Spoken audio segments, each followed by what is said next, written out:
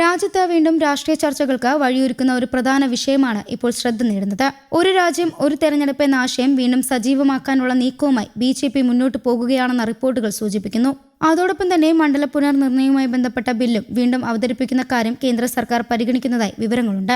ലോക്സഭയുടെയും സംസ്ഥാന നിയമസഭയുടെയും തെരഞ്ഞെടുപ്പുകൾ ഒരേ സമയം നടത്തുക എന്നതാണ് ഒരു രാജ്യം ഒരു തെരഞ്ഞെടുപ്പ് എന്ന ആശയത്തിന്റെ പ്രധാന ലക്ഷ്യം. വർഷങ്ങളായി ഈ വിഷയം ചർച്ചയിലുണ്ടെങ്കിലും അതിന് ആവശ്യമായ രാഷ്ട്രീയ പിന്തുണയും പാർലമെന്റിലെ ഭൂരിപക്ഷവും ലഭിക്കാത്തതിനാൽ ഇത് നിയമമായി മാറിയിട്ടില്ല. എന്നാൽ ഇപ്പോൾ രാഷ്ട്രീയ സാഹചര്യങ്ങളിൽ വൻ മാറ്റങ്ങൾ BJPക്ക് പുതിയ പ്രതീക്ഷ നൽകുന്നതായാണ് വിലയിരുത്തൽ. പ്രതിപക്ഷ പാർട്ടികൾക്കിടയിലെ അഭിപ്രായ വ്യത്യാസങ്ങളും മുന്നണികളിലെ ഭിന്നതകളും ഈ ബില്ലിന് മുന്നോട്ട് കൊണ്ടുപോകാൻ സഹായിക്കുമെന്നാണ് BJP കണക്കുകൂട്ടുന്നത്. റിപ്പോർട്ടുകൾ പ്രകാരം ഈ വിഷയത്തിൽ ചില പ്രാദേശിക പാർട്ടികളുമായി സർക്കാർ അനൌദ്യോഗിക ചർച്ചകൾ നടത്തുന്നുണ്ട്. പ്രത്യേകിച്ച് തമിഴ്നാട്ടിലെ DMKയുമായാണ് ചില ചർച്ചകൾ നടത്തുന്നതെന്നാണ് സൂചന. ഔദ്യോഗിക സ്ഥിരീകരണം ഇതുവരെ ലഭിച്ചിട്ടില്ലെങ്കിലും രാഷ്ട്രീയ വൃത്തങ്ങളിൽ ഈ വാർത്ത വലിയ ചർച്ചയാകുന്നുണ്ട്.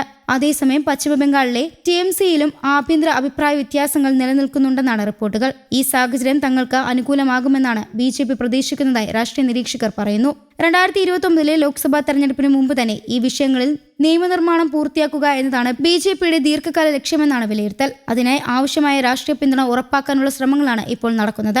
ഇതിനിടെ പശ്ചിമബംഗാളിലെയും തമിഴ്നാട്ടിലെയും പുതിയ രാഷ്ട്രീയ സംഭവ വികാസങ്ങളും ഈ ചർച്ചകൾക്ക് കൂടുതൽ പ്രാധാന്യം നൽകുന്നുണ്ട്. അടുത്തിടെ നടന്ന നിയമസഭാ തെരഞ്ഞെടുപ്പുകളിൽ ചില പ്രാദേശിക പാർട്ടികൾക്ക് തിരിച്ചടികൾ നേരിടേണ്ടി വന്നിരുന്നു. ഇതോടെ സംസ്ഥാന രാഷ്ട്രീയത്തിലും ദേശീയ രാഷ്ട്രീയത്തിലും പുതിയ സമവാക്യങ്ങൾ രൂപപ്പെടുകയാണ്. തമിഴ്നാട്ടിൽ DMKയും ദേശീയ പ്രതിപക്ഷ മുന്നണിയുമായുള്ള ബന്ധവും അടുത്തിടെ ചർച്ചയായിട്ടുണ്ട്. ചില വിഷയങ്ങളിൽ കേന്ദ്ര സർക്കാരുമായി സഹകരിക്കാൻ തയ്യാറാണെന്ന തരത്തിലുള്ള സൂചനകൾ DMK വൃത്തങ്ങളിൽ നിന്ന് പുറത്തുവന്നതായി റിപ്പോർട്ടുകൾ പറയുന്നു. എന്നാൽ ഔദ്യോഗിക നിലപാട് എന്തായിരിക്കുമെന്നത് ഇനിയും വ്യക്തമല്ല.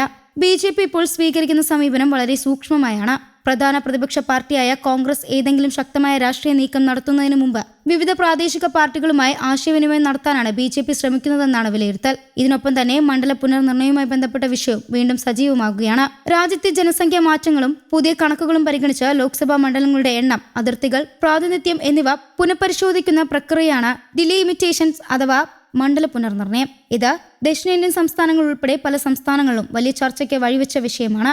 ജനസംഖ്യ വളർച്ചയുടെ അടിസ്ഥാനത്തിൽ സീറ്റുകളുടെ എണ്ണം മാറ്റിയാൽ ചില സംസ്ഥാനങ്ങൾക്ക് കൂടുതൽ പ്രാതിനിധ്യം ലഭിക്കുകയും ചില സംസ്ഥാനങ്ങളുടെ സ്വാധീനം കുറയ്ക്കുകയും ചെയ്യുമെന്ന ആശങ്ക ചില രാഷ്ട്രീയ പാർട്ടികൾ പ്രകടിപ്പിക്കുന്നുണ്ട്. റിപ്പോർട്ടുകൾ പ്രകാരം കേന്ദ്ര ആഭ്യന്തര മന്ത്രാലയം പുതിയ ഡിലിമിറ്റേഷൻ ബില്ലിന്റെ കരട് തയ്യാറാക്കുന്ന ഘട്ടത്തിലാണെന്നാണ് സൂചന. എന്നാൽ ഇത് സംബന്ധിച്ച ഔദ്യോഗിക പ്രഖ്യാപനം ഇതുവരെ ഉണ്ടായിട്ടില്ല. ഇതിനു മുമ്പ് ഒരു രാജ്യം ഒരു തെരഞ്ഞെടുപ്പ് നടപ്പാക്കാനുള്ള ശ്രമം പാർലമെന്റിൽ നടന്നിരുന്നു. 2026 ഭരണഘടനാ ഭേദഗതി ബിൽ പാസാക്കുന്നതിനുള്ള ശ്രമമാണ് അന്ന് നടന്നത്. എന്നാൽ ഭരണഘടനാ ഭേദഗതി ചെയ്യാൻ ആവശ്യമായ 3/2 ഭൂരിപക്ഷം ലഭിക്കാത്തതിനാൽ ആ നീക്കം വിജയിച്ചില്ല.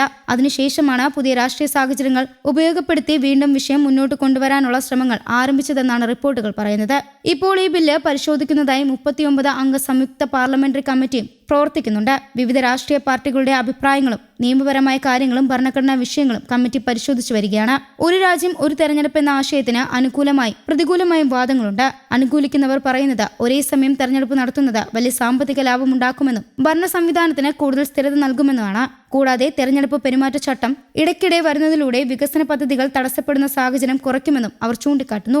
അതേസമയം എതിർക്കുന്നവർ പറയുന്നത് ഇത് ഇന്ത്യ പോലുള്ള വൈവിധ്യമാർന്ന രാജ്യത്ത് സംസ്ഥാനങ്ങളുടെയും ദേശീയ രാഷ്ട്രീയത്തിന്റെയും വിഷയങ്ങൾ വ്യത്യസ്തമാണെന്നാണ്. ഒരുമിച്ച് തെരഞ്ഞെടുപ്പ് നടത്തുന്നത് പ്രാദേശിക വിഷയങ്ങളുടെ പ്രാധാന്യം കുറയ്ക്കാൻ ഇടയാകുമെന്നും അവർ വ്യക്തമാക്കുന്നു. ഇതിനാൽ തന്നെ ഈ വിഷയം രാഷ്ട്രീയപരമായും ഭരണപരമായും വലിയ ചർച്ചകൾക്ക് വഴിവെക്കുന്ന ഒന്നായി തുടരുകയാണ്.